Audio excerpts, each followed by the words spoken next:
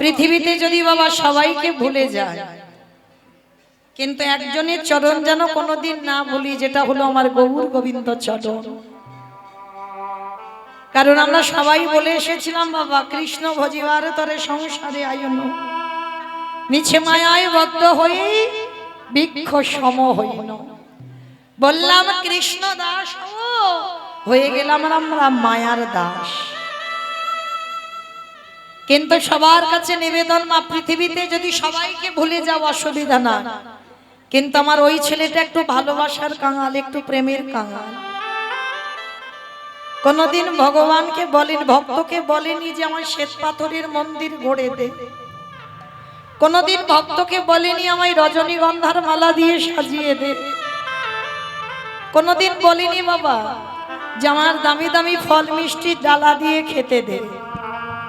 কিন্তু ভগবানের লালসা নেই বলা ভুল মা, একটা লালসা আছে। বলো তো সেটা কি? ওটে কলির জ্ঞানন্ধজি সারাদিন চলে যায়। কলিযুগে সংসার ধর্ম বড় ধর্ম বাবা, সংসার করতে হবে, সংসার বজায় রেখে তোমার কৃষ্ণ ভজন করতে হবে, তবেই তুমি বড় ভক্ত হবে। ওরে কলির জ্ঞানন্ধজি তোদের কাছে আমার নিবেদন রইল, সারাদিন চলে যা, সারাদিনের মধ্যে একটুখানি আমার চরণে বসে, 24টা ঘন্টার মধ্যে একটু শুধু আমার চরণে বসে যদি একজন ভক্ত নয়ন জলে বুকু ভাসায়, যদি একজন ভক্ত বলতে পারি কৃষ্ণ তোমারে খোলামে বলে, আমার ভগবান বলে পৃথিবীর যেখানে থাকি না কেন সেই ভক্তের দুয়ারে এসে আমি দাঁড়াই যাই। আমরা জানি কিন্তু মা সবাই, কিন্তু জেনে বাবা না জানার ভান করি, তাই না? ভগবান যে কি বস্তু সেটা আমার পরম বৈষ্ণব বাবা ভোলা না আর জগৎ জননী মা দুর্গাও বুঝতে পারেনি। ভগবানটা যে কি বস্তু চিনতে পারেনি, যার জন্য বাবা এই কলিযুগে যার ডাকে আমার কৃষ্ণ গৌর হয়ে এলো, তার একটা নাম ছিল অদ্বৈত আচার্য গোসাই। শুধু একটা নাম নয় বাবা, এই অদ্বৈত আচার্যের বহু নাম।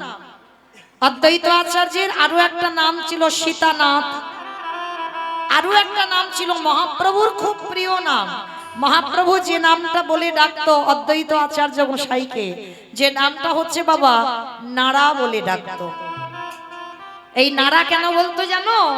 উনি তো 12 বছর তুলসী ভাসিয়ে আমার বৈকুণ্ঠপতি ভগবানের সেই আসনটা নাড়িয়ে দিয়েছে। জগতে লাখো লাখো ভক্ত আছে, কোটি কোটি ভক্ত আছে, কারোর ডাকে আসনটা নড়েনি।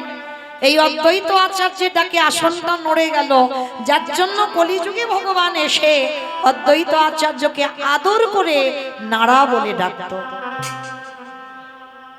আর জন্ম নেওয়ার পরে নাম হয়েছিল কমলাক্ষ, দীক্ষা নেওয়ার পরে নাম হলো অদ্বৈত, আর মহাপ্রভুর দেওয়া নাম সীতানাথ। এই সীতানাথ কেন নাম দিয়েছিল জানো মা? যেদিন আমার রামচন্দ্র 14 বছর বনবাস, আর 14 বছর যখন বনবাসী হলো, এই যে আমাদের আজকের এই যে চতুর্দশী বাবা, এর আগে যে একাদশীটা হয়ে গেল বিজয়া একাদশী, শুধু যে আমরা মনুষ্য কুলে জন্ম নিয়ে মা আমরা একাদশীর উপবাস করেছি না, আমার রঘুপতি রামচন্দ্রও করেছিল একাদশীর উপবাস। এই যে একাদশীটা চলে গেল বিজয়া একাদশী, ওই একাদশীটা রঘুপতি রামচন্দ্র করেছিল। কেন?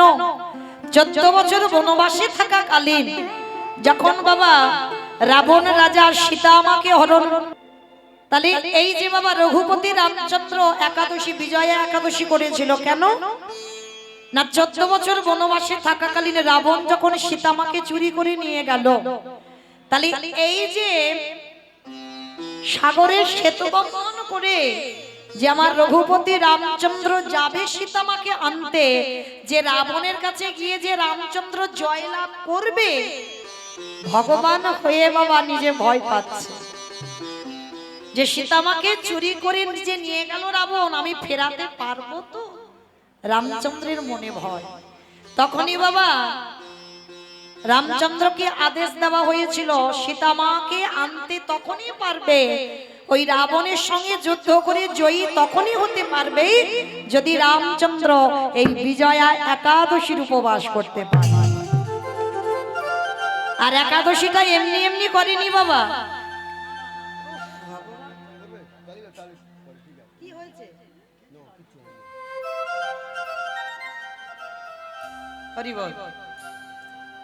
এই একাদশীর উপবাসটা কিভাবে করেছিল দেখো রঘুপতি রামচন্দ্র।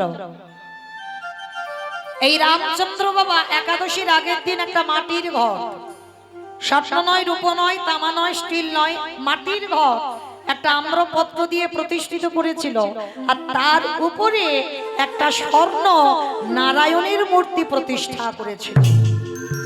আর ওই নারায়ণের মূর্তি প্রতিষ্ঠা করে সারা রাত জাগরণ করে রঘুপতি রামচন্দ্র করেছিল বাবা একাদশীর উপবাস। কেন? শুধু সীতামাকে উদ্ধার করবে বলে। লঙ্কাতে গিয়ে যাকে রাবণের সঙ্গে যুদ্ধ করে রামচন্দ্র জয়ী হতে পারে, তার জন্য ভগবানকে একাদশী করতে হলো। শুধু একাদশীর উপবাস করলো না, সারা রাত্র জাগরণ করে নারায়ণের আরাধনা করলো, নারায়ণের উপাসনা করলো। পরের দিন ওই ঘট গঙ্গায় ভাসিয়ে আর ওই যে স্বর্ণ মূর্তিটা তৈরি করেছিল নারায়ণের মূর্তি, ওই মূর্তিটা একজন ব্রাহ্মণকে দান করতে হয়েছে। ব্রাহ্মণকে দান করতে হলো। তারপরেই তো হনুমান ভল্লুকের দল এরা সাগরে একটা করে পাথর ফেলছে, পাথর ভাসছে। শুধু এরা যে কষ্ট করেছে তা নয়, আরো পশু পাখিরা কষ্ট করেছিল বাবা। দেখবেন একজনের পিঠে একটু হাত বিলানোর চিহ্ন আছে, দেখবেন। কে জানো? কাঠবিড়ালি। এই কাঠবিড়ালিও আমার সীতামাকে উদ্ধার করবার জন্য অনেক পরিশ্রম করেছিল। একটা ক্ষুদ্র প্রাণ, মানে কাঠবিড়ালি আমরা যারা দেখেছি কতটুকু প্রাণ বলে।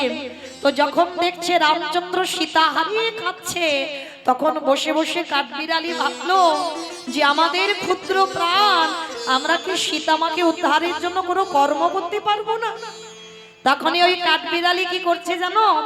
একবার করে ওই সাগরে গিয়ে ঝাঁপ দিচ্ছে, আর গায়ে তো পশমগুলো লেগে আছে জল, আর ছুটে এসে ওই বালির উপরে গড়াগড়ি যাচ্ছে। আর বালির উপরে গড়াগড়ি গিয়ে এইবার যেখানে হনুমান আর ভল্লুক একটা করে পাথর ফেলছে, সেইখানে কাঠবিড়ালি গিয়ে একবার করে গায়ে থেকে বালিগুলো ঝেড়ে ঝেড়ে দিচ্ছে। তাতে কি হলো? এই যে পাথরগুলো এই যে এক জায়গায় জয়েন করা হলো, ওর মাঝখানে বালিগুলো ঢুকে এরাও বাবা ভগবানের সেবার কাজে লাগলো। ভালো করে অনুভব করে দেখেন বাবা, আমরা মনুষ্য করে জন্ম নিলাম, আমাদের দুটো হাত দিয়েছে ভজন করবার জন্য, ভগবানের কর্ম করবার জন্য। আমাদের দুটো চরণ দিয়েছে যাতে ভগবানের তীর্থে যেতে পারি, কিন্তু আমরা পেয়েও বাবা হেলাই হারিয়ে দিচ্ছি, ভগবানের কর্ম করতে পারছি না। আর এদের ক্ষুদ্র প্রাণ, এরা ভগবানের জন্য পাগল কর্ম করবার জন্য। আর সেই রামচন্দ্র যখন সীতা হারিয়ে কেঁদেছিল বাবা, তা হঠাৎ আমার শিব আর দুর্গা আকাশপথে উড়ে উড়ে যাচ্ছে। যেতে যেতে জগৎজননী মা দুর্গা আমার বাবা ভোলানাথকে ডেকেছিল, প্রাণনাথ, প্রাণনাথ এদিকে এসো। তুমি ডাকছো প্রাণনাথ? ভালো করে দেখো, কে যেন এই জঙ্গলে কান্নার আওয়াজ, কে যেন বসে বসে কাঁদছে না। পরম বৈষ্ণব বাবা ভোলানাথ হেসে বলছে, পার্বতী, ওটা অন্য কেউ নয়, তুমি যার আরাধনা করো, আমি যার আরাধনা করি, রঘুপতি রামচন্দ্রের ক্রন্দন ধ্বনি। প্রভু কাঁদছে কেন তাহলে? বলে কাঁদছে এই কারণে, রাবণ সীতামাকে চুরি করে নিয়ে গেছে, পাচ্ছে না, তাই স্ত্রীর বিহনে আজকে রঘুপতি রামচন্দ্র হাহাকার করে বেড়াচ্ছে। কারণ বাবা রামচন্দ্র তো তিনি মর্যাদা পুরুষোত্তম, এ তো আর কৃষ্ণ অবতারে নয়। যে ভগবানের 16,108টা স্ত্রী ছিল, 8জন পাট রানী। রামচন্দ্র কিন্তু এটা করতে পারবে না। রামচন্দ্র ওই একটাই ঘরণী ছিল, আমার সীতামা। সীতামাকে যখন চুরি করে নিয়ে গেল বাবা, যখন যজ্ঞ করেছিল, পাশে তো সহধর্মিনী রাখতে হয়, তবে যজ্ঞ পূর্ণ হয়। কিন্তু রাম যদি মনে করত দ্বিতীয়বার বিয়ে করতে পারত, কারণ তিনি তো রাজা, তিনি তো ভগবান, কিন্তু তার এমনই মর্যাদা ছিল, সীতা মাকে ছাড়া দ্বিতীয়বার বিবাহ করতে পারত না। যার জন্য স্বর্ণ সীতা বানিয়ে বাবা যজ্ঞে বসেছিল, কিন্তু দ্বিতীয়বার বিয়ে করেনি আমার রামচন্দ্র। তাহলে কতটা ভালোবাসত আমার সীতামাকে। তার সীতামাকে নিয়ে গেছে, পাগলের মতো রামচন্দ্র কাঁদছে। আর এই সুযোগে জগৎজননী মা দুর্গা মনে মনে ভাবছে, প্রভু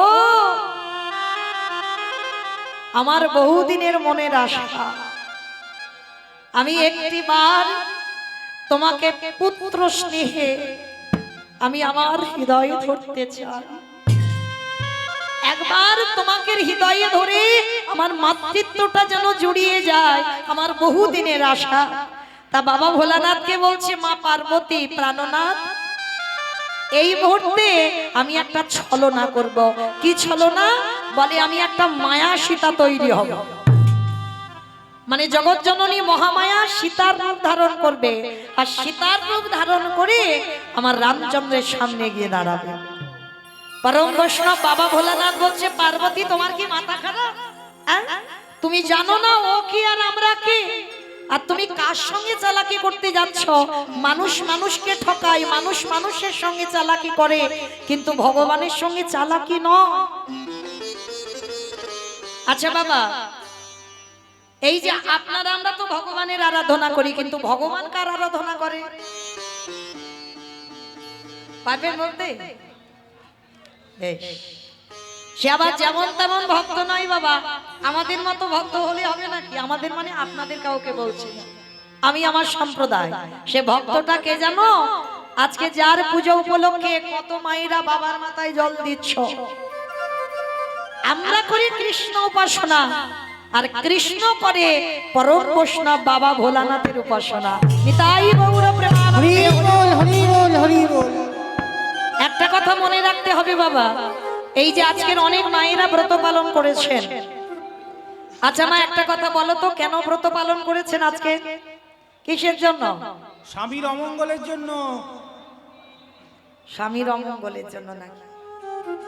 স্বামীর মঙ্গলের জন্য। আচ্ছা, এদিকে আমার কোন দাদা ভাই কি ব্রত করেছেন? একবার হাতটা তোলেন দেখি। যেমন আমাদের উপবাস কালকে, আমাদের বৈষ্ণব মতে আমাদের কালকে করবেন। আচ্ছা, কতজন করবেন একবার হাতটা তোলেন তো দেখে। বেশ, তাহলে এইবার একটু আমি বলি। তাহলে আমার মায়েরা অনেকে বলে বাবা, দেখবেন অল্প বয়সের মেয়েরা ব্রত পালন করে কেন? বলি আমরা যারা এসটি মানুষ তারা করি স্বামীর মঙ্গলের জন্য, আর যাদের বিয়ে থা হয়নি তারা কিসের জন্য করছে? ভালো স্বামী পাবে ওই জন্য। তাহলে এইবার আমার এই যে বাবা ঠাকুর দাদা ভাইরা যারা উপবাস করব আমরা কালকে, তাহলে আমরা আমার দাদা ভাইরা কিসের জন্য করবে? বউয়ের মঙ্গলের জন্য। বউয়ের মঙ্গলের জন্য। হরি বল। সব ভুল কথা। স্বামীর মঙ্গল তো করেছিল বাবা সেই দক্ষ রাজার 27টা মেয়ে, চাঁদের 27টা স্ত্রী। সেই যে দেবগুরু বৃহস্পতি অভিশাপ দিয়েছিল চাঁদের ক্ষয় রোগ হবে, আর যখনই ক্ষয় রোগ হয়েছে বাবা, একেবারে মাংসগুলো গলে পচে নষ্ট হয়ে যাচ্ছে, এক পালা বাকি ছিল। আর যখনই বাবা ওই ভাইরা ভাইয়ের কাছে গিয়েছিল, আপনারা আমরা কি বলি বাবা, এই বোনেদের স্বামীদের কি বলা হয়? ভাইরা ভাই বলে তো, আমাদের ওদিকে ভাইরা ভাই বলা হয়। তাহলে চাঁদ আর বাবা ভোলানাথেরা সম্পর্কিত ভাইরা ভাই হয়। তো যেই না চাঁদের এক পালা বাকি আছে, গিয়ে দাঁড়িয়েছে শিব ঠাকুরের কাছে, আর শিব ঠাকুর দেখা মাত্র চমকে উঠেছে।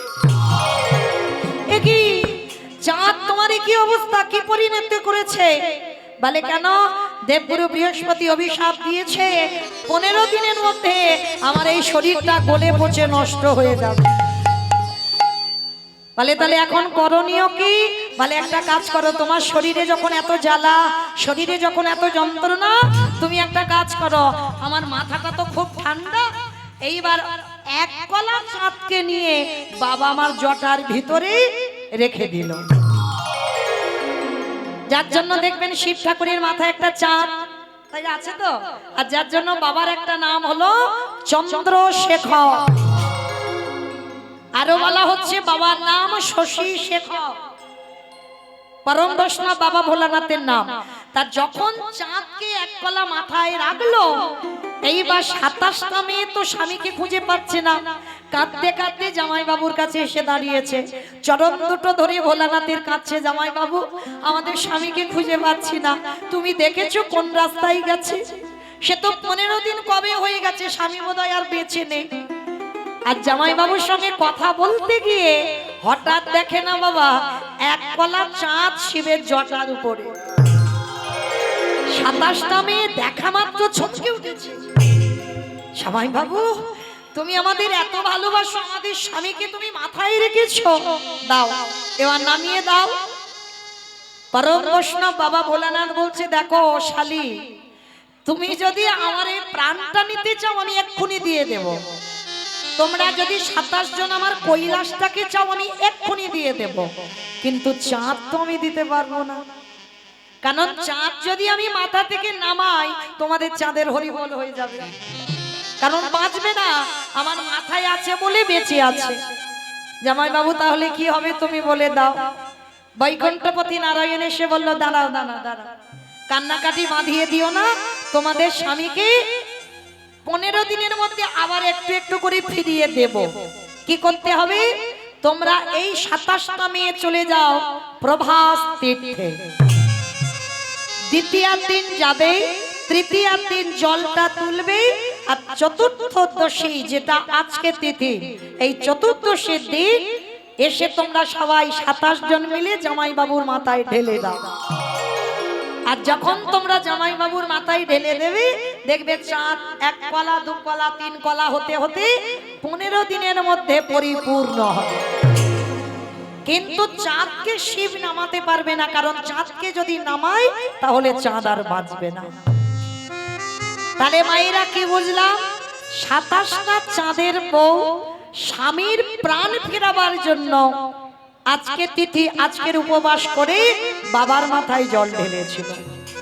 কিন্তু মায়েরা আমাদের স্বামীদের কি ওই ক্ষয় টয় রোগ হয়েছে নাকি? হয়নি তো, তাহলে কি জন্য করেছি এইটা তো জানতে হবে। আমরা হিন্দু ধর্মের মানুষ, আমরা সনাতন ধর্মের মানুষ, শুধু কয়েকজন নয়, প্রত্যেকের কর্তব্য এই শিব চতুর্দশী ব্রত উপবাস করা। কেন? একটা কথা বলে যাই বাবা, সরাসরি ভগবানের কৃপা অত সোজা নয়, কারণ আমরা সেই সৌভাগ্য অর্জন করিনি যে আমরা সরাসরি ভগবানের কৃপা পেয়ে যাব।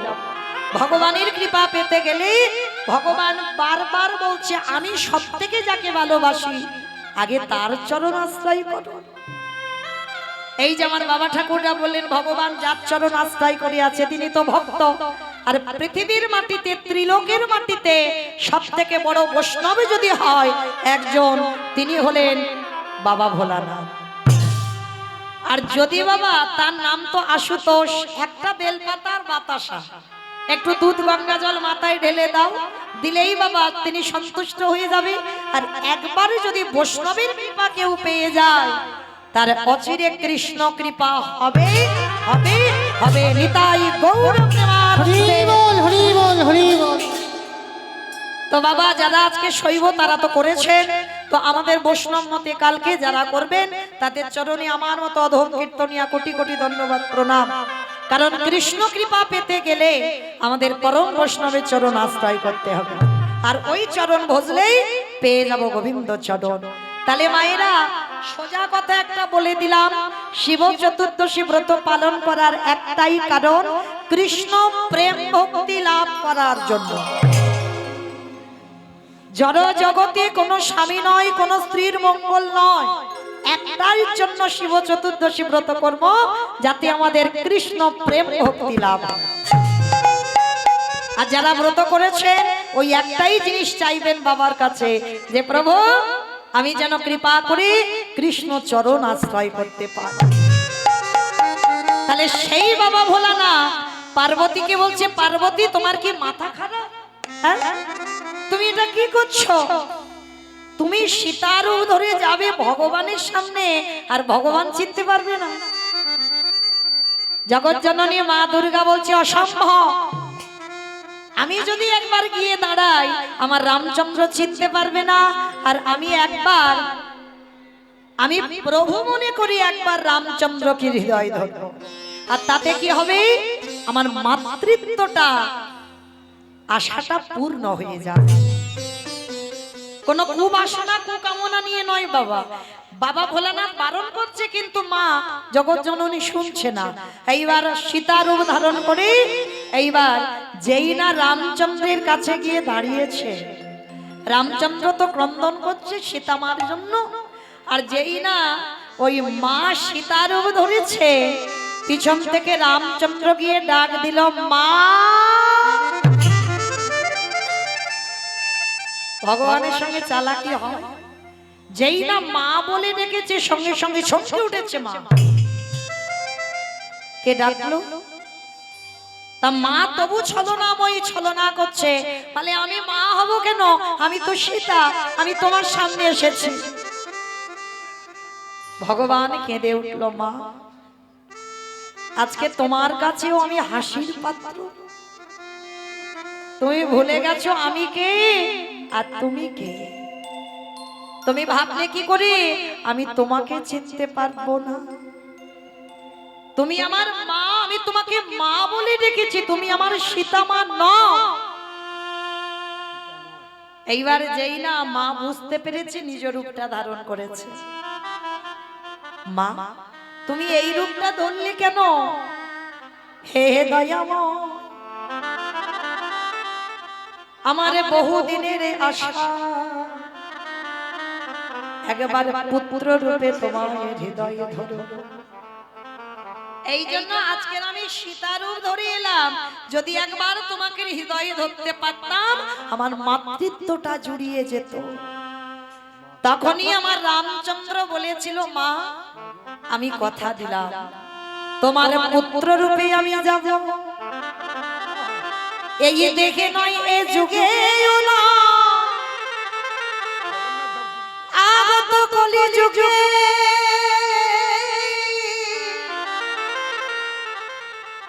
ওই ভোলানাথ হবে সীতা না। আরে মা সেই দিন তোমার নাম হবে সীতা। কলি যুগে ওই অদ্বৈত আচার্যের ঘরণী হবে, তোমার নাম হবে সীতা। আর ওই সীতা নাম অনুসারে পরম বৈষ্ণব ভোলানাথের কলি যুগে নাম হবে সীতা নাম। আমি এই আশীর্বাদ আমি করে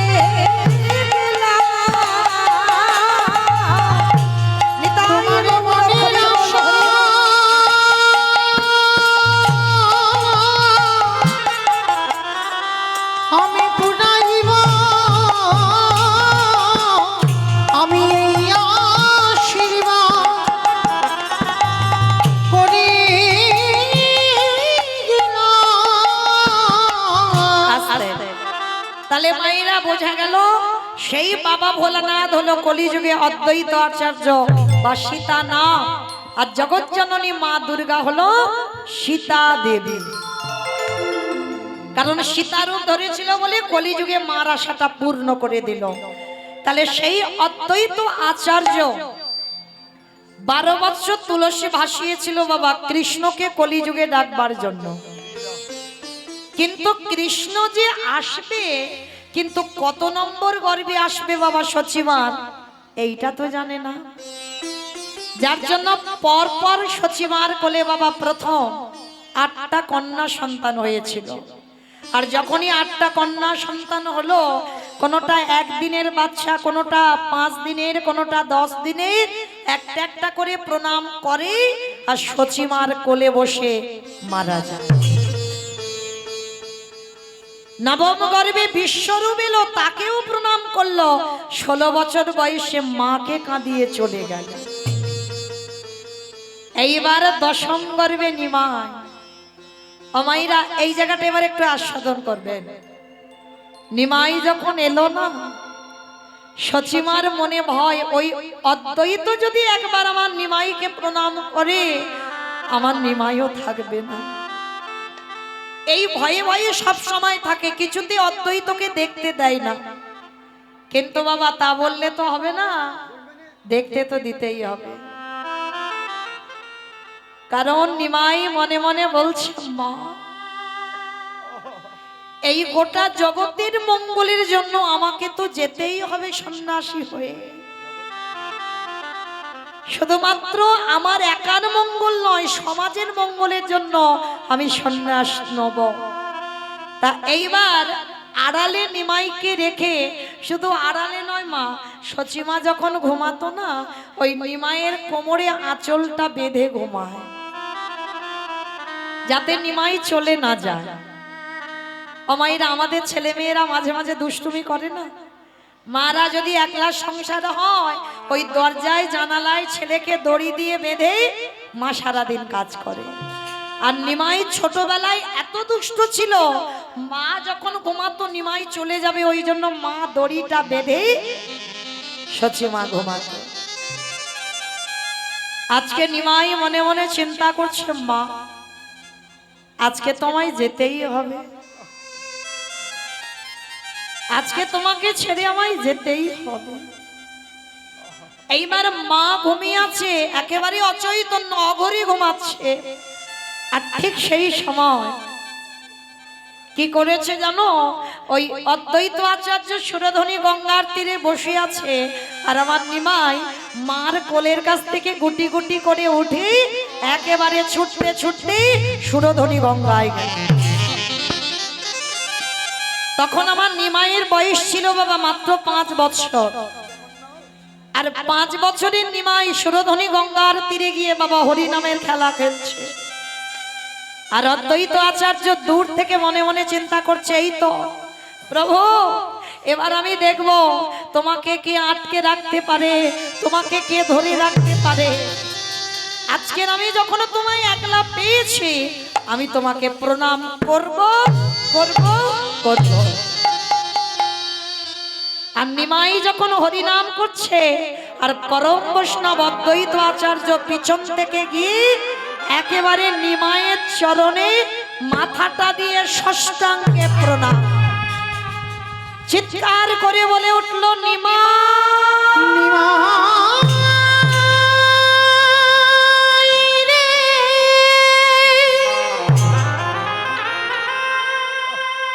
ওরে তুই নাকি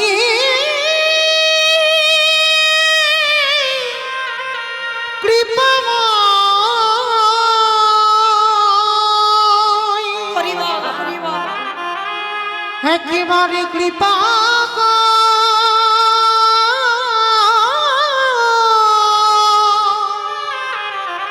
ওরে নিমাই রে। যেই না পরম বৈষ্ণবের মাথাটা নিমাইয়ের পায়ে, অদ্বৈত আচার্যের বয়স তখন 57 বছর, আর নিমাইয়ের বয়স 5 বছর। 5 বছরের নিমাইয়ের পায়ে যেই না অদ্বৈত বৈষ্ণবের মাথা, নিমাই কি করেছে জানো, ওই ছোট্ট ছেলে নিমাই একেবারে পাটা তুলে অদ্বৈত আচার্যের মাথার উপরে দিল।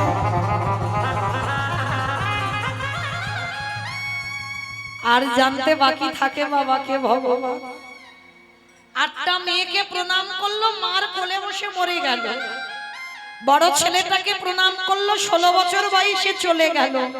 আর ছোট ছেলেটাকে প্রণাম করতে ওইটুকু বাচ্চা পাটা তুলে আমার মাথার উপরে তুলে দিল। তাহলে এ তো অন্য কেউ নয়, কারণ আমি এমন একজন ব্যক্তি, ছোটবেলায় এই অদ্বৈত আচার্য নবদ্বীপে বাবা এক জগৎজননী মায়ের মন্দির ছিল, আর মায়ের হাত ধরে ছোটবেলায় কমলাক্ষ গিয়েছিল নবদ্বীপে। আর নবদ্বীপে যখন গেল না, নাভাদেবী বারবার বলছে, কমলাক্ষ একবার মাকে প্রণাম কর, মানে কালী মন্দির। কমলাক্ষকে বলছে একবার মাকে প্রণাম কর। কমলাক্ষ বলছে ও মা, আমি প্রণাম করতে পারবো না, কারণ আমি যদি প্রণাম করি তাহলে এক্ষুনি মূর্তিটা ত্রিখণ্ডিত হয়ে যাবে। এই, এইটুকু বয়সে তুই মনে করিস কি খুব বড় ভক্ত হয়ে গেছিস? হ্যাঁ? তুই মূর্তিকে প্রণাম করলে মূর্তি ভেঙে যাবে। হ্যাঁ মা, আমি সত্যি কিন্তু বলছি, আমি যদি প্রণাম করি মূর্তি থাকবে না, এক্ষুনি ভেঙে যাবে। আমাকে এরা কি কেউ জানে যে কাকে গর্ভে ধরেছে? যদি জানতো তাহলে কি এই কথা বলতে পারতো? জানে না বলেই তো আজকের এই কথাটা বললো। নাভা দেবী বলছে কমলাক্ষকে প্রণাম কর তুই। জোর করছে ছেলেকে, ছেলে বলছে ঠিক আছে, তবে মূর্তি যদি ভেঙে যায় তুমি কিন্তু আমায় বকবে না মা। বললাম তো বকবো না, প্রণাম কর। আর যেই না বাবা কমলাক্ষ সবে মাত্র এখনো দেয়নি মাথাটা, সবে মাথাটা নিয়ে আমার ওই কালী মূর্তি ছিল, সবে মূর্তির চরণে প্রণাম করতে যাবে, একেবারে মূর্তিটা মাঝখান থেকে দ্বিখণ্ডিত হয়ে। বাবা পারে কোনোদিন প্রণাম দিতে? কারণ ইনি তো পরম বৈষ্ণব বাবা ভোলা না। তাহলে কি করে পারবে তার পরম স্বামী প্রাণনাথের প্রণামটা নিতে? তাহলে কতটা শক্তি ছিল এই অদ্বৈত আচার্যের। পাথরের মূর্তি ভেঙে গেল, আর এই অদ্বৈতের প্রণামে সচিমার কোলে 8টা মেয়ে মরে গেল, বড় ছেলে চলে গেল, ছোট ছেলে নিমাইকে প্রণাম করলো, নিমাই পাটা অদ্বৈত আচার্যের মাথায় তুলে দিল। তাহলে বলো তো বাবা, জানতে বাকি থাকিয়ে কি? চরণটা জড়িয়ে ধরেছে আর ছাড়ছে না, চোখের জল দিয়ে নিমায়ের চরণ দুটো ভাসাচ্ছে। নিমাই রে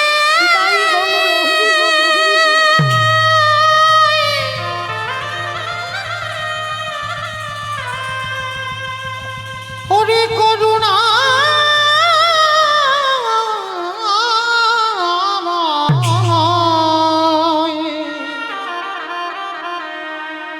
আমায় একেবার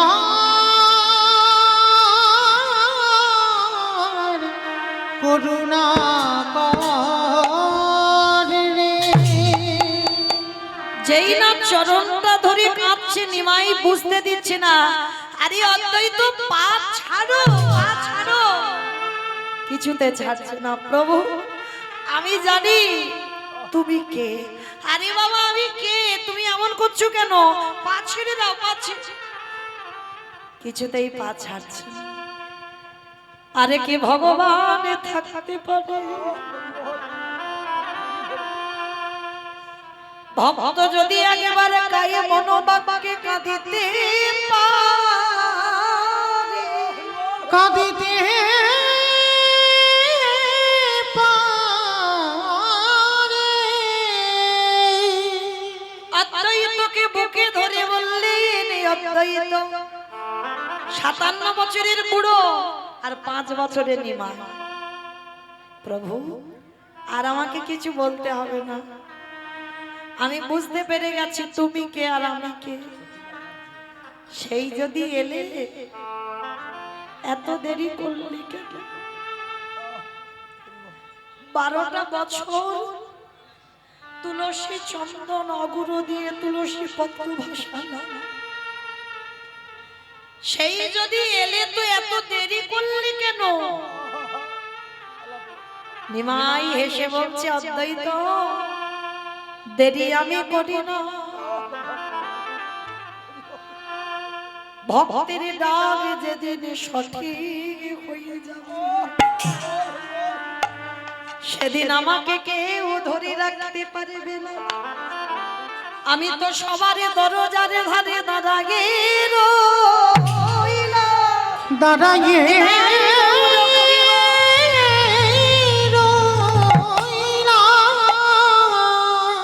যদি আগে মার নয়ন জলে একেবারে নয়ন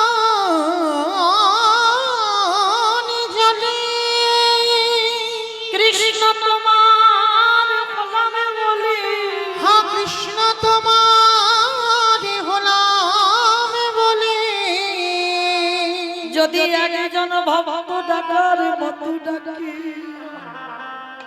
আমারে ভগবান কি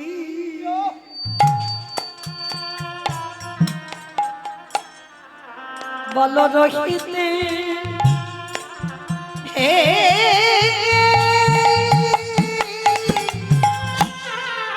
রহিতে পারে যে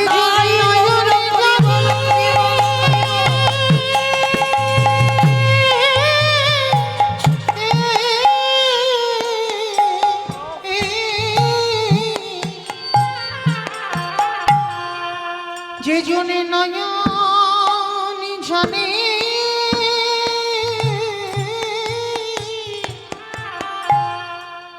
ডাকার মতো ডাকিতে পাহাড়ে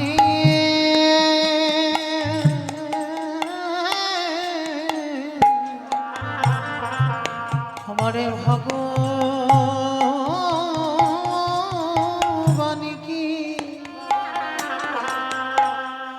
ভগবান কি রহিতে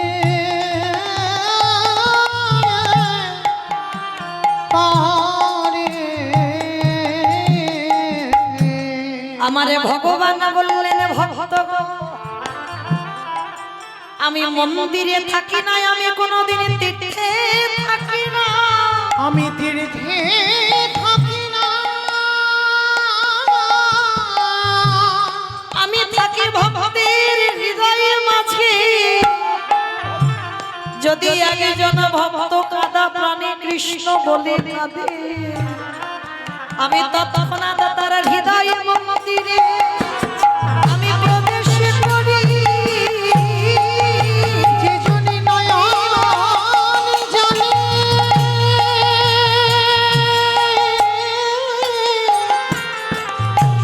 কৃষ্ণ বলে কাঁদিতে পারে, আমি হৃদয় ঘরে তৎক্ষণাৎ প্রবেশ করি। তাহলে আজকে জগতের সংসারে যেই না অদ্বৈত আচার্য কাঁদছে, নিমাই বলছে কেঁদো না। আর বাবা এদিকে ভক্ত ভগবানকে ধরে কাঁদছে, আর সন্তানের মঙ্গল অমঙ্গল প্রথমে কে বুঝতে পারে? মা। মা ভগবান তো ভক্ত রূপ ধরে এসেছে, ভক্ত ভাব অঙ্গীকার করে এসেছে, এদিকে ভক্ত ভগবানকে ধরে কাঁদছে, ওদিকে সচিমার মনটা কুগাইছে, আর আমার নিমাই থাকবে না। আমাইরা আমি আর আমার সম্প্রদায় যাব, আর কেউ যাব না? সবাই যাব তো? যারা যারা যাব আর একবার সবাই দেখি, মা কান বলে বলছি, মা কালী দিব্যি আর বলবো না, এবারটা শেষ। সবাই দেখি একবার হাত দুটো একবার সবাই দেখি তোলেন দেখি, প্রত্যেকে একসঙ্গে, কেমন? প্রত্যেকে একটুখানির জন্য একসঙ্গে তালে তালে করো তালি, কেমন? আহা সুন্দর কপালে সুন্দর তিলক, আহা সুন্দর কপালে সুন্দর তিলক, আহা সুন্দর খান, আহা সুন্দর খান নামা বলি গান নাগরি গো সুন্দর গৌরাঙ্গ রায়, সুরধুনির কিনারায় সোনানুপুর দিয়া পায় কাছে নাগরি গো সুন্দর গৌরাঙ্গ রায়। বলো রাধে রাধে রাধে রাধে জয় জয় শ্রী রাম, বলো রাধে রাধে রাধে রাধে জয় জয় শ্রী রাধে। রাধে রাধে রাধে রাধে। আমা কই পিছনে হাতগুলো সব ধসে পড়ে গেল কেন? চলো দেখি সবাই একবার একসঙ্গে রাধা রানীর নাম উচ্চারণ করবো, কেমন? সবাই, কারণ সকাল থেকে বাবা যারা আমরা জপের মালাতে জপ করেছি কৃষ্ণ নাম যা না হবে, এই যে রাত্রিবেলা যদি একবার রাধা রানীর নাম উচ্চারণ করো তার হাজার হাজার গুণ পূর্ণ, কেমন? চলো দেখি হাত সবাই। রাধে রাধে রাধে রাধে জয় জয় শ্রী রাম, বলো রাধে রাধে রাধে রাধে জয় জয় শ্রী রাধে।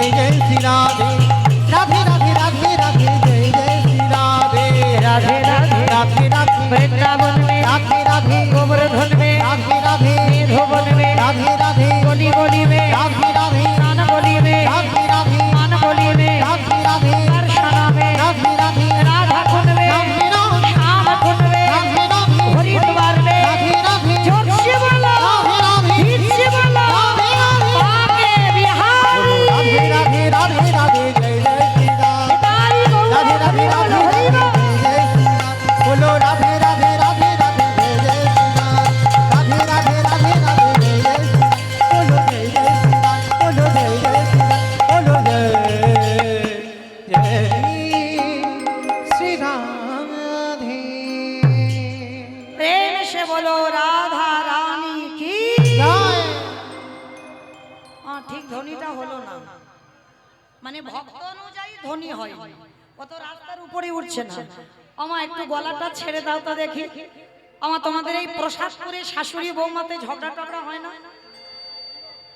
হয় না হয় আচ্ছা বেশ এই শাশুড়ি বৌমাতে ঝগড়া হলে যে গলাটা বার হয় কই একবার দেখি প্রেম সে সবাই তুলে বলো তো দেখি রাধা রানী কি জয় वृंदावनेश्वरी की জয় যমুনা मैया की জয় नंद गाँव की জয় ऊंचा गाँव की জয় वर्षा नमो की जय।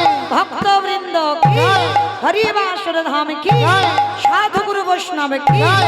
अपन अपन गुरु चरण की जय। कमिटी भाई साहब की जय। हरिनाम यज्ञ की जय। আজকের আনন্দ की जय। নিতাই গৌর প্রেমানন্দে হরি বল হরি বল হরি বল পৌঁছে গেলাম আমরা সবাই মধুময় শ্রীধাম বৃন্দাবন। তবে আজকের আমরা আস্বাদন করব আজকের একটা নিজ কুলে জন্ম নিয়েও বাবা একটা নিজ জাতির ছেলে হয়েও সে কিন্তু বৈষ্ণব সমাজে সম্মান পেল। আর বৈষ্ণব সমাজে আমার ভগবান কৃষ্ণ তাকে সমস্ত বৈষ্ণবদের মধ্যে একজন প্রধান বৈষ্ণব বলে আখ্যা দিল। তাহলে মনে রাখতে হবে মা, নিজ কুলে জন্ম হোক আর উচ্চ কুলে জন্ম হোক, যে কুলেই তুমি জন্মাও না কেন কর্মটা তোমার ঠিক করতে হবে। তো চলেন আজকে সবার আদেশ নিয়ে শুরু হোক রোহিতাসের বৈষ্ণব সেবা। তো এই যে ছেলেটা মুচিকুলে জন্ম নিল বাবা, আমরা সমাজে যাদেরকে বলি ছোট যা, তাদেরকে নিজ কুলে জন্ম হয় বলে তাদের কটু কথা শুনতে হয়। আর রোহিতাস তাদের বলে যাদেরকে সমাজে বাবা মুচি। কিন্তু বাবা এই রোহিতাস এটা তো টাইটেল, এটা তো নাম নয়।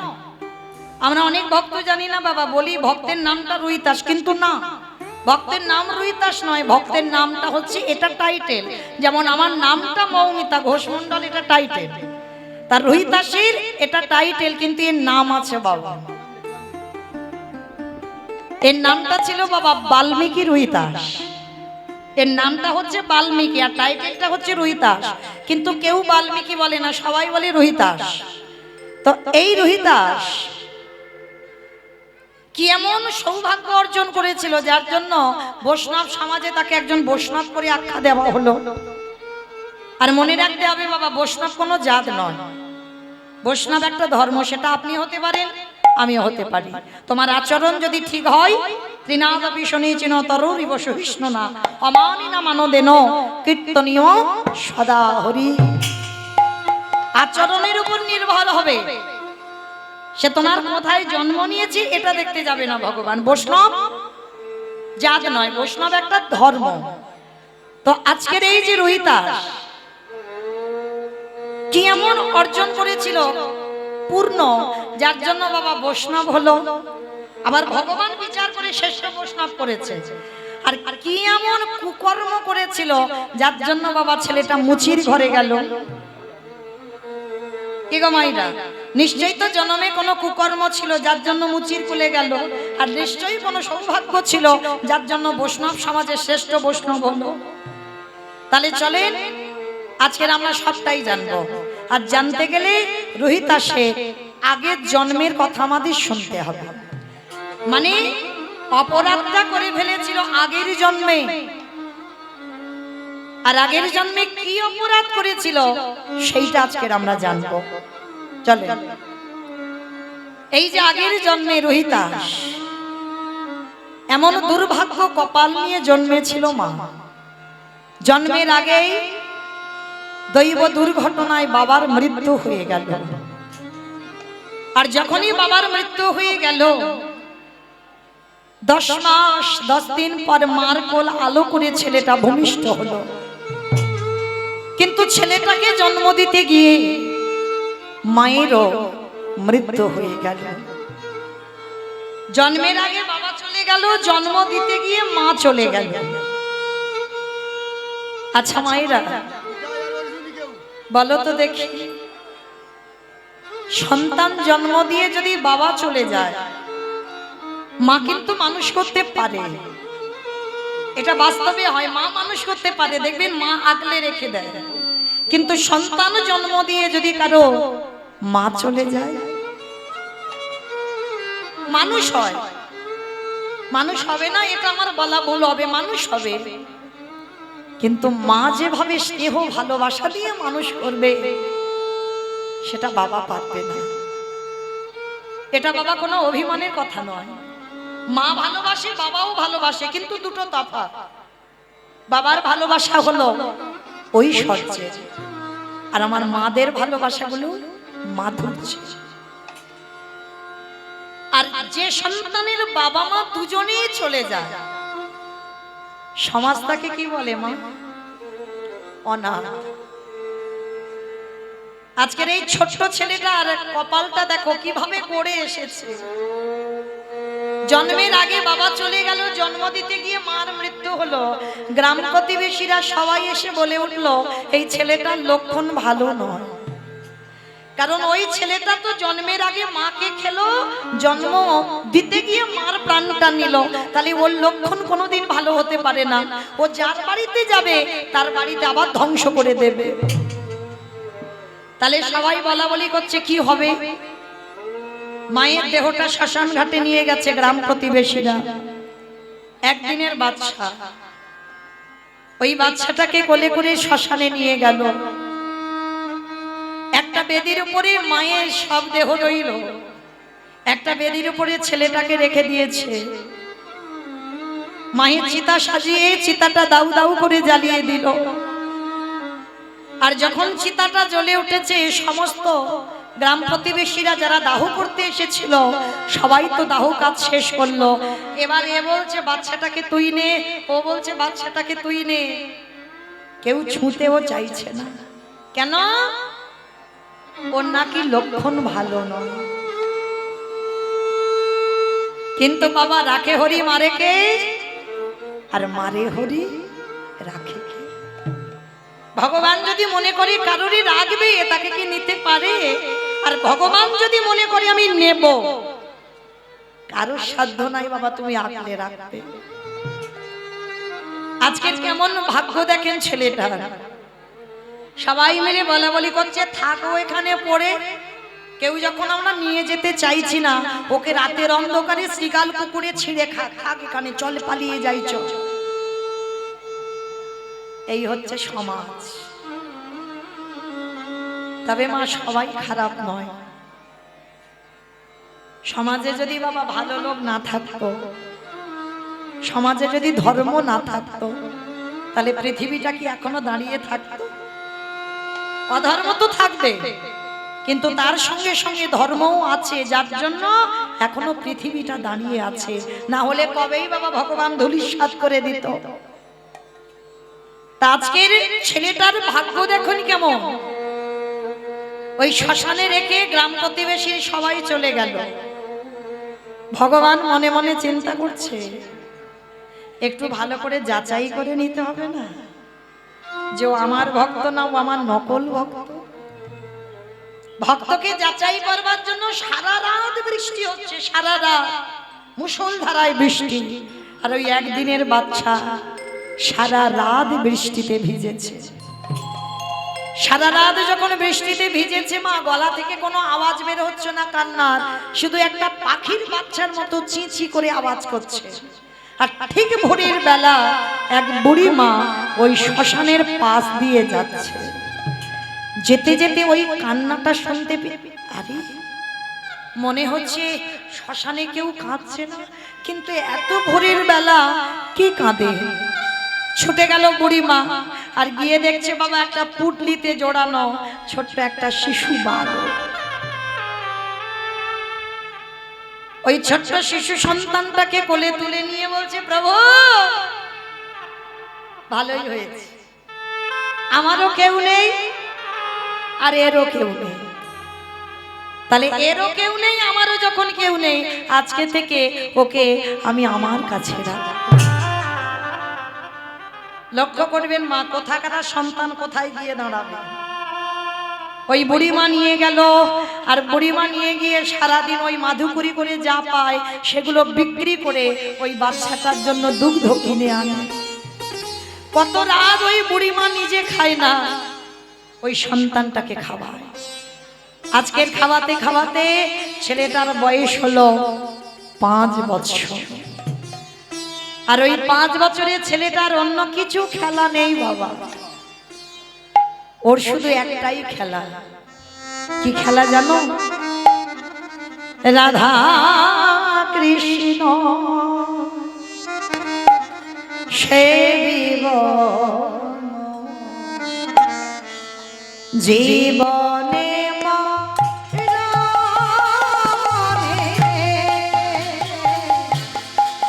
রাধা কৃষ্ণ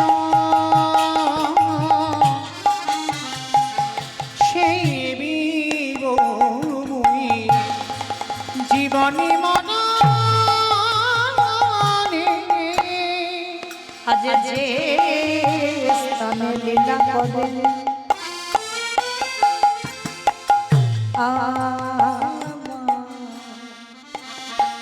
যুগল কিশোর আহা যে স্থানে লীলা করে যুগল কিশোর আজ সখীর সঙ্গিনী হইয়া আজ সখীর সঙ্গিনী হইয়া আজ তাহের রাধা কৃষ্ণ জীবনী মনে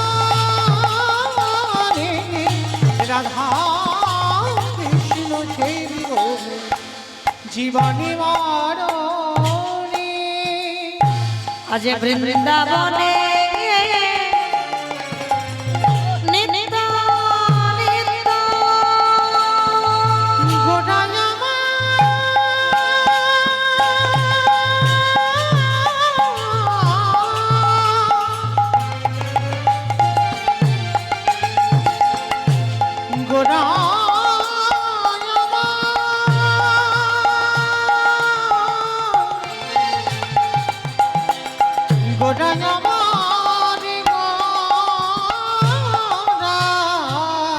আজ বৃন্দাবনে নিত্য নিত্য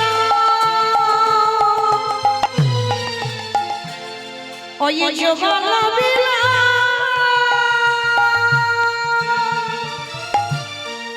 পারবো না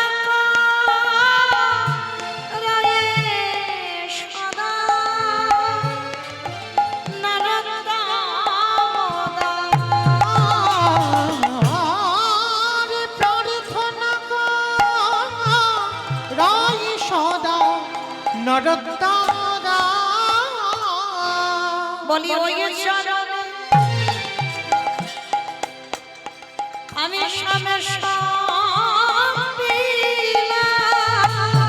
আমার জীবন যৌবন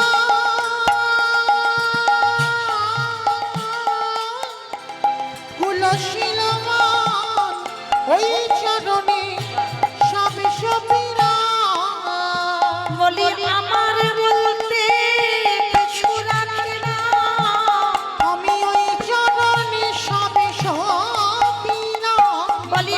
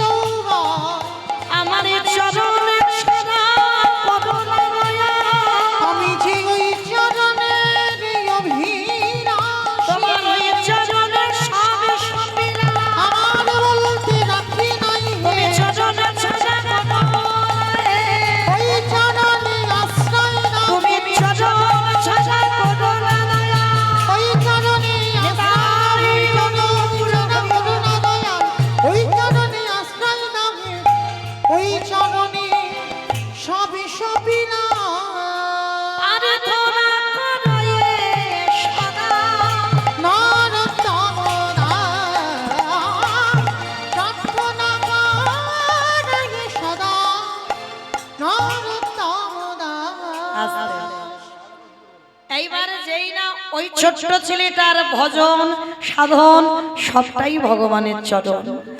প্রথমে বাবাকে কেড়ে নিল, দ্বিতীয়বারে মাকে কেড়ে নিল, এইবার তৃতীয়বার যে বুড়িমা মানুষ করছে সেই বুড়িমাকে 3 দিনের জ্বরে ওই বুড়িমারও মৃত্যু হয়ে গেল। একাকী করে দিল ছেলেটাকে। যার বাড়িতে খিদের জন্য একটু যায় সে দূর দূর করে তাড়িয়ে দেয়, দূর হয়ে যা।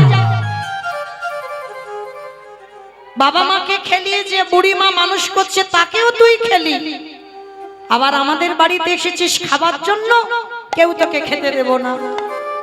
সবাই দূর দূর করে তাড়িয়ে দিচ্ছে। একটা গাছের তলায় বসে বসে কাঁদে আর বলে, কৃষ্ণ আমি একবার যদি জানতাম তোকে ভালোবাসলে এত কষ্ট পেতে হয়, তোকে ভালোবাসলে এত জ্বালা যন্ত্রণা পেতে হয়, আমি এ জীবনে তোকে ভালোবাসতাম না। আমি তো বুঝতে পারিনি প্রভু যে তোমায় ভালোবাসলে এত জীবনে কষ্ট আসবে। 3 দিন হয়ে গেল ছেলেটা কিছু খাচ্ছে না, কেউ কিছু দিচ্ছে না। আর যখন 3 দিন কিছু খেতে পেল না, ওদিকে ভগবানেরও বড় খিদে, কষ্ট পাচ্ছে। কেন গো? এই কজন ভক্তের মধ্যে বাবা যারা দাঁড়িয়ে আছো, বসে আছো, আমি কীর্তনিয়া সম্প্রদায়, এই কজনের মধ্যে বাবা এমন এমন ভক্ত আছে যে সেবা দিলে তবে আমার ভগবানের সেবা হয়, আর যে সেবা না দিলে আমার ভগবান উপবাসে থেকে যায়। 3 দিন ওই ছোট্ট ছেলেটা কিছু খাচ্ছে না, ভগবানকে কিছু দিচ্ছে না, আর ওদিকে আমার ভগবানেরও কিছু খাওয়া হচ্ছে না। ভগবান মনে মনে চিন্তা করলো, দাঁড়াও একবার গিয়ে দেখি তো ভক্ত যে বড় কষ্ট পাচ্ছে। যাই একবার ভক্তের কাছে গিয়ে একটু সান্ত্বনা তো দিয়ে আসি। ভগবান একটা বৃদ্ধ বৈষ্ণবের রূপ ধারণ করেছে, কারণ মনে রাখতে হবে মা, আমরা সেই সৌভাগ্য অর্জন করিনি যে ভগবান সাক্ষাৎ এসে দেখা দেবে। ভগবান ছদ্মবেশে আসে, আর যে রূপ এসে দাঁড়াবে, যে রূপে তুমি দেখলে ঘৃণা বোধ করবে। ওই জন্য ভগবান বলছে আগে মানুষ হয়ে মানুষকে ভালোবাসতে শেখ। মানুষকে কোনোদিন ঘৃণা করতে নেই বাবা, মানুষের কর্মটাকে ঘৃণা করো। অনেক ঘৃণ্য কর্ম আছে, কর্মটাকে ঘৃণা করো, কিন্তু কোনো মানুষকে ঘৃণা করো না। তো আজকে ছোট্ট ছেলেটার গতি দেখো কেমন, বসে বসে গাছতলায় কাঁদছে, আর খিদের জ্বালায় সবার বাড়িতে গেছে বলে মেরে সবাই তাড়িয়ে দিয়েছে। অঙ্গ থেকে রক্ত ঝরে ঝরে পড়ছে, আর এদিকে ভগবান আমার একটা বৃদ্ধ বৈষ্ণবের রূপ ধরে গেছে। এই এই ছেলে এদিকে আয়। কে গো তুমি? কোনদিন তো তোমায় আমি এখানে দেখিনি, কে তুমি? এই এইরকম বসে বসে গাছের তলায় কাঁদছিস কেন? আর কে তোকে এমন করে মেরেছে তুই সর্বঙ্গ দিয়ে রক্ত ঝরে ঝরে পড়ছে? মুচি পাড়াতে রাঘব রহিদাসের ঘরে ছেলেটার জন্ম হলো, কিন্তু জন্মাবার পরে মা হয়ে গেল জাতিস্বর। আমা এখানে কারা কারা জাতিস্বর আছো একটু উলুধ্বনি দাও তো দেখি। প্রেম শেষ। বেশ বাবা, বুঝতে পারছো? এরাই হলো জাতিস্বর। দেখে নাও কারা কারা উলু দিল। মানে এই হচ্ছে কীর্তন। বাবা ডুবে গেছে, বুঝতে পারছে না আমি কি বললাম। আমি বললাম যারা যারা জাতিস্বর তারা তারা উলু দাও। আমার জাতিস্বর মানে কি সেটা তো জানি না। উলু দিতে বলে চোখ দিয়ে দিয়েছি, কিন্তু আমি বললাম যারা জাতিস্বর, জাতিস্বর তাদের বলে আগের জন্মে সব কথা যাদের মনে আছে। মানে তুমি কার মেয়ে ছিলে, কার স্বামী ছিলে, এই যে সব কথাটা, আমার কটা সন্তান ছিল, আমার বাড়ি কোথায় ছিল, আমি কে, আমি কেমন ছিলাম, সবটাই মনে পড়ে যাবে। তাদেরকে বলা হয় জাতিস্বর। তার ছেলেটা জন্ম নিয়েছে মার কোলে, হয়েছে জাতিস্বর। শুধু 12 দিন হয়ে গেল মাতৃস্তন দুগ্ধ পান করছে না, বাবা শুধু কেঁদেই যাচ্ছে। ওঝা বৈদ্য কবিরাজ সব এলো, কিন্তু ছেলের কান্না থামে না। এবার গ্রামের লোকজনরা সবাই বলা বলি করছে, হ্যাঁ রে ছেলেটার কি হলো বলতো, এত ডাক্তার বৈদ্য কবিরাজ করছে, কিছুতে ছেলের কান্না থামে না। হ্যাঁ, তা গ্রামের লোকজনেরা মানে গ্রামের দিদিরা সব এসে বলছে, দিদি একটা কাজ করতে বলবো, করবি? তার রোহিতাসের মা বলছে, বলো দিদি কি করতে বলছো? যে যেটা বলছে তো আমি সেটাই করছি, কিন্তু ছেলে স্তনদুগ্ধ খাচ্ছে না, জল মুখে দিচ্ছে না, 12 দিন হয়ে গেল ছেলে শুধু কেঁদেই যাচ্ছে। অমাইরা কাঁদছে কেন গো? সেই গুরু চরণের কথা মনে পড়ছে। 12 দিনের ছেলে তো কথা বলতে পারে না, সে গুরু চরণ ভুলতে পারছে না, মা কেঁদেই পাগল। তা সবাই এসে দেখলো ছেলের কান্না থামছে না। তা গ্রামের দিদিরা এসে বলছে, শোন দিদি একটা কাজ কর, আমাদের একটু দূরে ওখানে বারাণসীতে গুরু রামানন্দ স্বামীর আশ্রম আছে, চল তো একবার তোর ছেলেটাকে নিয়ে যাই। আর যেই না বলেছে রামানন্দ, ওই আওয়াজটা যেই ছেলের কানে গেছে, ছোট্ট 12 দিনের ছেলে খিলখিল করে হেসে উঠল। হ্যাঁ রে দিদি, যে ছেলে 12 দিন শুধু কেঁদে গেল, আর ওই নামটা যেই না তোরা বললি, ছেলে হাসছে কেন? বলে দিদি চল, মনে হচ্ছে ওইখানে গেলেই ছেলে ভালো হবে, চল একবার নিয়ে যাই। সবাই মিলে গ্রামের লোকজনেরা গিয়ে ওই ছেলেটাকে, ছোট্ট রোহিতাস খুব সুন্দর দেখতে, ছেলেটাকে নিয়ে লোহার চুম্বক যখন কাছে কাছে আসে বাবা, একটা টান দেয়। টান দেয় না? এমন টান দেবে না একেবারে দুটো আটকে যাবে, যাবে কি না? আচ্ছা বলো তো বাবা, এই যে একটা লোহার পেরেক নেবে আর একটা চুম্বক নেবে, যেই না কাছে কাছে আসবে টান দেবে, বলো তো কে কাকে টানছে? কে কাকে টানছে? পেরেক চুম্বকটা টানছে নাকি চুম্বকটা পেরেকটাকে টানছে? ওই চুম্বকটাই তোমার পরমাত্মা রূপী ভগবান, আর আপনারা আমরা জীবাত্মা, আমরা সব পেরেক রূপী ভক্ত। ভগবান টান দেবে তখন একেবারে বাবা বিষয় বৈভব সব ভুলে আমার বলতে যা কিছু আছে একবার নিতাই গৌর প্রেমানন্দে বলে তখনই তোমার ওই পরমাত্মা রূপী চুম্বক টান দিয়ে তোমার কাছে আনবে। তা যেমন লোহা চুম্বক কাছে কাছে গেলে টান হয়, প্রকৃত গুরু আর প্রকৃত শিষ্য যদি হয়, গুরুদেব আশেপাশে কোথাও আসবে, শিষ্যের মন জানতে পারবে কোথাও এসেছে গুরুদেব, তবেই হবে তুমি শিষ্য। হ্যাঁ, হতে হবে রামকৃষ্ণ দেবের মতো, হতে হবে গিরিশের মতো। হ্যাঁ, বললে আর ফুরাবে না বাবা, সময় তো চলে এসেছে, ঠিক ঠিক করে ঘড়ির কাঁটা। তো এইবার যেই না ছেলেটাকে নিয়ে যাচ্ছে বাবা কাছে কাছে, সঙ্গে সঙ্গে ছেলের কান্নাটা একেবারে থেমেই গেল। আর দেখে না রামানন্দ যোগাসনে বসে আছে, সঙ্গে সঙ্গে ছেলেটাকে নিয়ে একেবারে রামানন্দের চরণে দিয়েছে। আর যেই না চরণে দেওয়া সঙ্গে সঙ্গে বলছে, আরে তোলো তোলো তোলো তোলো তোলো, আরে বাচ্চাটাকে মাটিতে ফেললে কেন, তোলো তোমরা। কেউ যখন তুলছে না, রামানন্দ স্বামী ওই বাচ্চাটাকে নিয়ে, আর দেখবেন বাবা সে নারী বলো আর পুরুষ বলো, কোন বাচ্চাকে যখন কাঁধে করে নেয় দেখবেন একবার পিঠে অন্তত হাত বোলাবে, এটা দেবেই।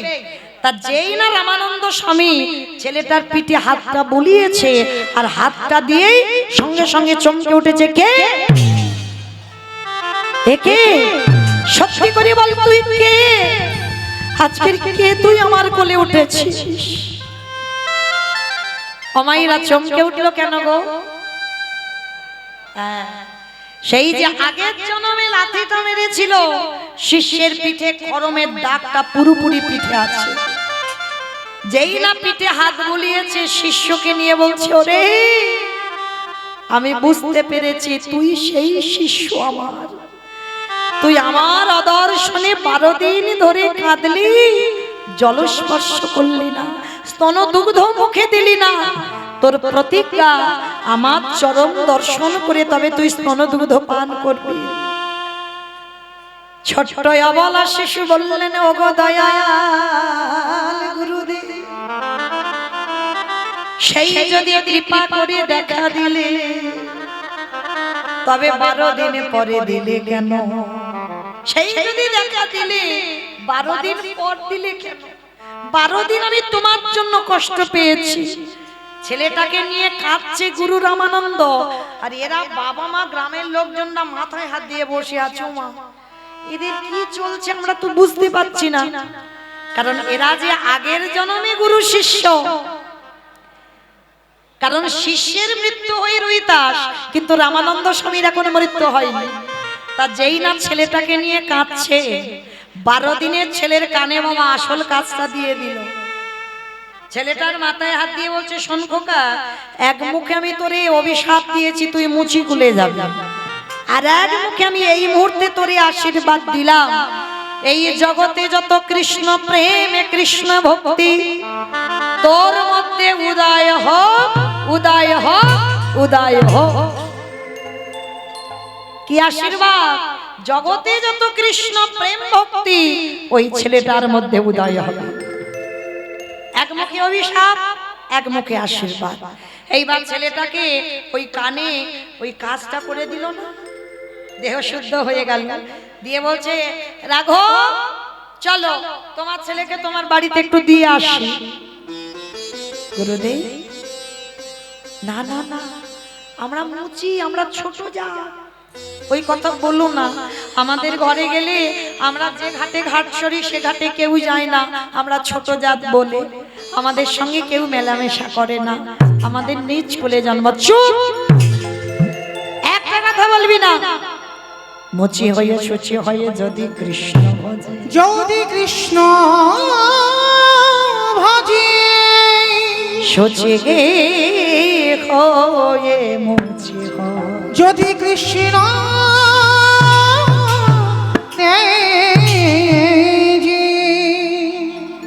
যদি ব্রাহ্মণ হয়ে বাবা চণ্ডালের আচরণ করে, আর চণ্ডাল হয়ে যদি ব্রাহ্মণের আচরণ করে, তা বলে কি কৃপা হয় না? হ্যাঁ, আমি চক্রবর্তী, আমি ভট্টাচার্য মুখার্জি বলেই যে আমি ব্রাহ্মণ হব না। ভাগবত আশ্রয় যারা করেছেন ব্রাহ্মণ সবাই হতে পারবে, যদি বেদ অধ্যয়ন করতে পারো, মন্ত্র পাঠ করতে পারো, যদি ব্রহ্মত্ব অর্জন করতে পারো, তাহলেই তুমি ব্রাহ্মণ। হ্যাঁ, আমি চক্রবর্তী মুখার্জি বলে যে ব্রাহ্মণ না। হরি বল। তো আজকে সেই ছেলেটাকে নিয়ে ওই বস্তি পাড়াতে গুরুদেব বলছে, চুপ করে একটা কথা বলবে না, আমার ভগবানের কাছে কোনোদিন জাত বিচার নয়, ওটা মানুষের কাছে হয়। চলো। তা 12 দিনের ছেলেটাকে কোলে করে নিয়ে আজকে রেখে এলো। হরি বল। আসা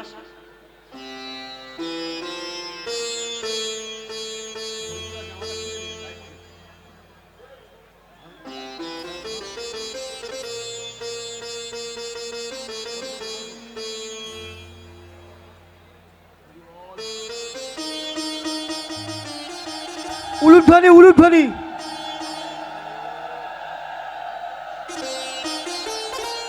নিতাই গৌর কৃষ্ণ প্রেমানন্দে হরি বল, হরি বল, হরি বল। উলুধ্বনি, উলুধ্বনি মায়েরা, উলুধ্বনি।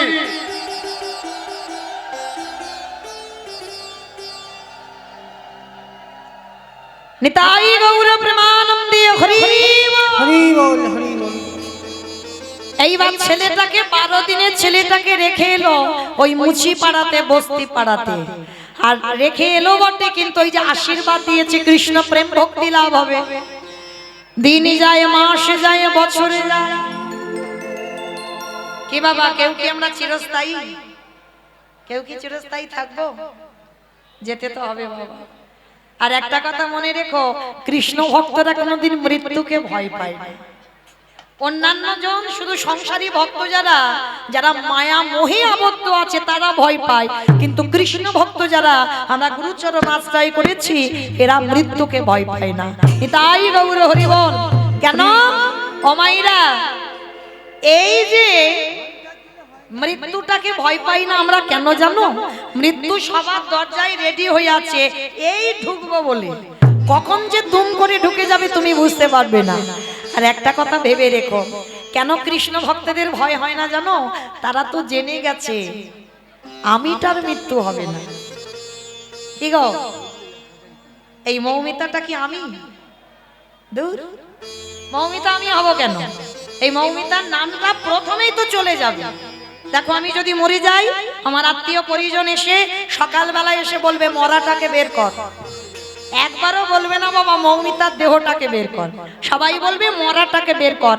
তাহলে প্রথমবারেই সবার আগে আমার নাম চলে গেল। তাহলে নামটা তো তুমি নও, তাহলে তুমি কই? যেমন সবাই বলি না ছেলে আমার, মেয়ে আমার, জায়গা আমার, জমি আমার, সব আমার আমার আমার আমার। তাহলে সব যদি তোমার হয় ভাই তুমি কার? তুমি কার? তাহলে তুমি যার, তোমার গোটা সম্পত্তির মালিক হলো তিনি। আর এই আমিটা হৃদয়ের ভিতরে আছে, এটা মরে না, এই দেহটা চলে যায়। যেমন বাবা জামা কাপড় পুরানো হয়ে গেলে বাতিল দিতে হবে, তো কি গো ছেঁড়া জামা কাপড় পরতে পারবো? বাতিল দিতে হবে। ঠিক তদ্রূপ এই জড় জগতের এই দেহটা বাতিল দিতে হবে। চুল পেকে যাবে, দাঁত পড়ে যাবে, চামড়াগুলো আলগা হবে, মানে পুরানো হয়ে গেছে, এবার বাদ দাও। বাদ দিয়ে আবার নতুন বস্ত্র পরিধান করো, নতুন দেহ ধারণ করো। তাহলে কৃষ্ণ ভক্তরা জানে, কারণ এরা গীতা ভাগবত পড়ে, এরা জানে আমিটার মৃত্যু হয় না। তাহলে এরা এই জন্য বাবা মৃত্যুতে কোনোদিন ভয় পায় না, সব সময় এরা প্রস্তুত থাকে, কখন বলতে কখন এসে যাবে। নিতাই গৌর হরি বল বলে নিয়ে যাবে। নিতাই গৌর হরি বল, হরি বল। তাহলে চলেন আজকে দিন মাস সপ্তাহ পর বছর পর চলে যাচ্ছে, ছেলেটা বড় হলো, বাবা মার মৃত্যু হয়ে গেল। আর দেখবেন বাবা মার মৃত্যুর পর ছেলে বাবা মা থাকলে কিন্তু আড্ডা দিয়ে বেড়ায়, ঘুরে বেড়ায়, কিন্তু বাবা মার মৃত্যুর পর কাঁধে একটা চাপ পড়ে। আর রোহিতাস বাবা মা দুজনেই গত হলো, এবার সংসার চালাবে কি করে? কি করেছে জানো? ছেলেটা একটা ব্যবসা শুরু করেছে। বাবা ঠাকুর আপনারা আমরা ব্যবসা করি, কতটা লাভ করা যায়, ব্যবসা করি না কতটা লাভ পাওয়া যাবে, কিন্তু রোহিতাসের এই ব্যবসা নয়। রোহিতাস এমন একটা ব্যবসা খুলেছিল না, জুতোর ব্যবসা। আর এই জুতোর ব্যবসায় প্রতিদিন নিজের হাতে দুজোড়া করে জুতো বানাতো, দুজোড়া মানে চারটে জুতো। এক জোড়া জুতো রাস্তার ধারে বসে বিক্রি করত, আর এক জোড়া জুতো ফ্রিতে মানে বিনা পয়সায় যদি ভক্ত দেখতে পেত, ভক্তকে দান করে দিত। ভালো করে বুঝবেন বাবা রোহিতাসের চরিত্রটা। এটা প্রতিদিন, এটা তার নিত্য কাজ। দুজোড়া জুতো বানাবে, সারা রাত ধরে এক জোড়া জুতো ফ্রিতে দিয়ে দেবে, আর এক জোড়া জুতো বিক্রি করে সংসার চালাবে। তা জানো বাবা, একটা পথিক যেতে যেতে একদিন প্রশ্ন করেছিল, আচ্ছা রোহিতাস একটা কথা বলবো, শুনলাম তুমি নাকি রোজ রোজ দুজোড়া করে জুতো বানাও, আচ্ছা ধরো তোমার এক জোড়া জুতো বিক্রি হলো না, সেদিন তুমি সংসার চালাবে কি করে? এক জোড়া জুতো বিক্রি হচ্ছে না, তাহলে সেদিন তুমি কি খেয়ে থাকো? অনাহারে না কি করো? তোমার তো আর কিছু রোজগার হলো না, কি করে থাকো? তার রোহিতাস শেষে বলছে, পথি যেদিন বাচ্চিক জগতের আহারে কিছু জোটে না, ভালো করে কথা শুনবেন, বাচ্চিক জগতের আহারে যেদিন কিছু জোটে না, যেদিন আমার এক জোড়া জুতো বিক্রি হয় না, সেদিন আমি কি করি জানো? আমার ঘরে আছে জলধর মূর্তি, তার চরণ তলে বসে সারা রাত আমি কি করি জানো? আমারে ভক্তি চন্দন মনে তুলসী আর নয়নের জলে দিয়ে। তাহলে কি পান করো? আমি হরির নামামৃত রস আমি পান করি গো নিতাই করিব।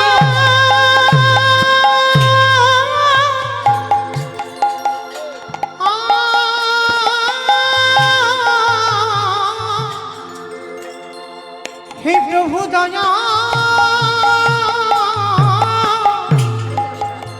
করো বলে হরি নামামৃত রস পানি করিব। আস্তে সেই রুইনা হরির নামামৃত রস পান করে। আর এত বড় ভক্ত ভগবান চিন্তায় পড়ে গেছে, ও তো মুচি, ওকে একটু জাতে তুলতে হবে, ওকে একটু সম্মান দিতে হবে। আর সম্মান দেবার জন্য যুধিষ্ঠির মহারাজকে ডেকে বলেছিল, যুধিষ্ঠির মহারাজ শোনো, পিতামহ ভীষ্মকে সরসজ্জায় দিয়েছ, অস্ত্রগুরু দ্রোণাচার্যকে বধ করেছ, কত ভাই বোনেদের হত্যা করেছ, গুরুজনদের মেরেছ, এতে পাপ হয়েছে। যুধিষ্ঠির বলছে তাহলে কি করতে হবে? বলে বৈষ্ণব সেবা দাও। বলে আমি একবার তো দিয়েছিলাম রাজস্বয় যজ্ঞ। বলে না, প্রকৃত বৈষ্ণব সেবা হয়নি। বলে কৃষ্ণ তাহলে তোমার বিচারে প্রকৃত বৈষ্ণবটাকে? বলে আমার বিচারে প্রকৃত বৈষ্ণব একজন, তিনি হলেন কাশীধাম নিবাসী, যার নাম হলো রোহিদাস। তবে শোনো, অর্জুনকে নিমন্ত্রণে যেতে হবে। অর্জুন মাথায় হাত দিয়ে বসেছে, সর্বনাশ, আমি যাব মুচি পাড়াতে? করার কিছু নেই বাবা, কৃষ্ণ আজ্ঞা পালন করতে হবে। আর মনে মনে ভেবে যাচ্ছে ও বেটা যাতে আসতে না পারে একটা কায়দা করে আসে। কৃষ্ণ চরণ ধোলাটা নিয়ে একেবারে মুচি পাড়াতে গেছে। আর মুচি পাড়াতে গিয়ে যেই না বাবা রোহিদাসের দরজার সামনে গিয়ে দাঁড়িয়েছে, রোহিদাস বলছে, পার্থ আমি যাব, কিন্তু কথা দিলাম আমি যে যাব, কিন্তু আমার বাড়িতে এসেছে একটু প্রসাদ পাও। বলে অসম্ভব, আমি একটা মুচির বাড়িতে প্রসাদ পাবো, এটা কোনোদিন হতে পারে না। বলে দেখো, তোমার কৃষ্ণ তো আমার মুচি কুলে জন্ম দিয়েছে, এর জন্য তো আমি দায়ী নয়। এইবার যেই না বাবা রোহিদাসের ঘরে গেল, গিয়ে বাবা তেলটা মাথায় দিয়েছে, বা স্নানটা করতে হবে। স্নান করবে কোথায়? কুয়োতে জল আছে, তাতে চামড়া ভিজানো আছে। রোহিদাস বলছে চামড়াগুলোকে সরিয়ে তুমি স্নান করে নাও। হাই ভগবান, চামড়াগুলো সরিয়ে স্নান? যেই না সরিয়েছে বাবা, আর জলটা কাটিয়ে স্নান করতে যাবে, অর্জুনকে দেখে পতিত পাবনী গঙ্গা কুয়োর নিচে চলে গেছে। আর কুয়োর নিচে থেকে বলছে, অর্জুন তুই হলি মহাপাপী, কারণ সর্বক্ষণ হরি বল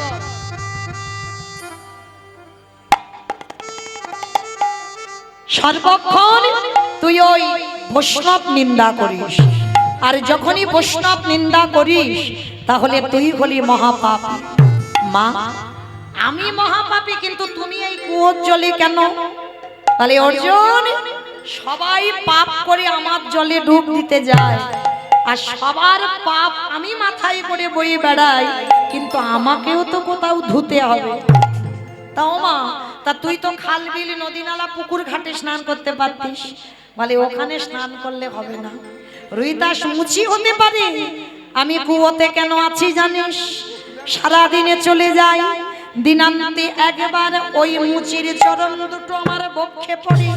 আরে রোহিদাস হলো বৈষ্ণব, ওই বৈষ্ণবের চরণ পরশে আমার কোটি কোটি জনমের পাপ ধুয়ে যায় গো। ওই বৈষ্ণবের পরশে আমার কোটি কোটি পাপ ধুয়ে যায় গো। এইবার যেই না রোহিদাস অর্জুন বুঝতে পারলো, অর্জুন বুঝতে পেরে এসে বলছে, প্রভু আমি ভুল করেছি, আমি বুঝতে পারিনি রোহিদাস এত বড় ভক্ত। রোহিদাসের চরণে প্রণাম করলো, আর প্রণাম করে বলছে, রোহিদাস আমার বাড়ি যাবে তো? নিমন্ত্রণ করে এলো। কাশীধামের অন্যান্য বৈষ্ণবদের নিমন্ত্রণ করে এলো। সবাই নিমন্ত্রণে প্রসাদ পেতে গেল। দ্রৌপদী রন্ধন করে অন্ন ব্যঞ্জন দিয়েছে, সবাই প্রসাদ পেল বাবা। কিন্তু কৃষ্ণ বলে দিয়েছিল মুক্তি তখন পাবে বৈষ্ণবের গ্রাসে গ্রাসে স্বর্গে জয় ঘন্টা বাজবে। এইবার যেই না বাবা রোহিতাসকে সেবা দিয়েছে, রোহিতাস একসঙ্গে অন্ন ব্যঞ্জন মাখি ভোজনেছে জনার্দন বলে বদনে দিয়েছে। কিন্তু দিলে কি হবে বাবা, প্রসাদ পাওয়া হয়ে গেল কিন্তু ঘন্টা বাজেনি। ঘন্টা বাজলো না কেন? তার একটাই কারণ, দ্রৌপদী অপরাধ করে ফেলেছে। কারণ বৈষ্ণব যারা হবে বাবা, কোনো বিষয়ের প্রতি লোভ লালসা থাকবে না। এই যে পঞ্চ ব্যঞ্জন, ব্যঞ্জন মানে তরি তরকারি, অন্ন মানে ভাত, তা এই যে পঞ্চ ব্যঞ্জন তৈরি করে তুমি ভগবানকে দিয়েছো, আর দেখবেন ভগবানের প্রসাদ পেতে গেলে ও সব একসঙ্গে মাখাতে হবে। হ্যাঁ, ডাল, আলু ভাজা, চাটনি, পায়েস, পাঁপড়, পনির, যা কিছু করবে সব একসঙ্গে মাখাতে হবে। আর দেখবে ওই একসঙ্গে মাখালে তার একটা আলাদা ভাব। আর বৈষ্ণবে জানা হবে তাদের চরিত্র এমন থাকা উচিত যে একসঙ্গে সব প্রসাদ নিয়ে একসঙ্গে মাসিয়ে প্রসাদ খাবে। আর রোহিদাসের জন্য আবার আলাদা করে প্রসাদী বানালো, আর প্রসাদী বানিয়ে এবার রোহিদাসকে সেবা দিচ্ছে। সোনার থালায়, রূপোর থালায় ধূপে দিবে প্রদীপে ঘন্টা বাজিয়ে, যেই না আর যেই না নিবেদন করা সঙ্গে সঙ্গে রোহিতাস গ্রাস স্বর্গ হতে জয় ঘন্টা বাজিতে লাগিল। আহা, স্বর্গ হতে জয় ঘন্টা বাজিতে লাগিল। স্বর্গ হতে জয় ঘন্টা বাজিতে লাগিল। আহা, স্বর্গ হতে জয় ঘন্টা বাজিতে লাগিল। আজ উলুধ্বনি হরিধ্বনি করিতে লাগিল। এবার উলুধ্বনি হরিধ্বনি করিতে লাগিল। জয় দাও, জয় দাও, জয় দাও, জয় ভক্তির নামে তোমরা জয় দাও, জয় জয় গৌর হরি বল, হরি বল। জয় দাও, জয় দাও। এইবার কোথায় গেল? আসতে বলো দাদা ভাই, আপনারা হরিবাসরে আসেন। এইবার রোহিতাস বলল, প্রভু একবার তুমি যুগল হয়ে দেখা দাও। সে এইখানে বাবা আমরা এটাই শিখলাম যে যদি আমরা কেউ অপরাধ করে থাকি, একটা প্রকৃত বৈষ্ণবের সেবা দেন, আর বৈষ্ণবের সেবার পরে দেখবেন সমস্ত পাপ আমাদের দূরীভূত হয়ে যায়। স্বামীর বামে, স্বামীর বামে, স্বামীর বামে দাঁড়াইল নবীন কিশোরী গো। স্বামীর বামে দাঁড়াইল নবীন কিশোরী গো। স্বামীর বামে দাঁড়াইল নবীন কিশোরী, ললিতা বিশাখায়াদি এটাই গৌর ভক্তি। যত সহচরী গো, যত সহচরী। আস্তে দেখি মা, সবাই একবার হাত দুটো তোলো তো দেখি একবার সবাই। পদ্মের পাতায় পাতায় দিচ্ছে করতাল, পদ্মের পাতায় পাতায় দিচ্ছে করতালি গো। পদ্মের পাতায় পাতায় দিচ্ছে করতাল। কেন দাসে মাগে রাঙা, চলে আসে বাবা, চলে আসে। চরণ মাধুরী গো, চরণ মাধুরী, তাই গৌর হরি গো।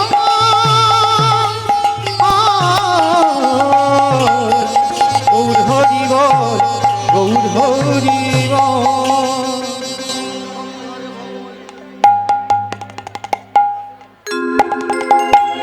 দোহাতে তুলে বলে রে কৃষ্ণ নাম, পরে বেরে তোর সকল মনস্কাম।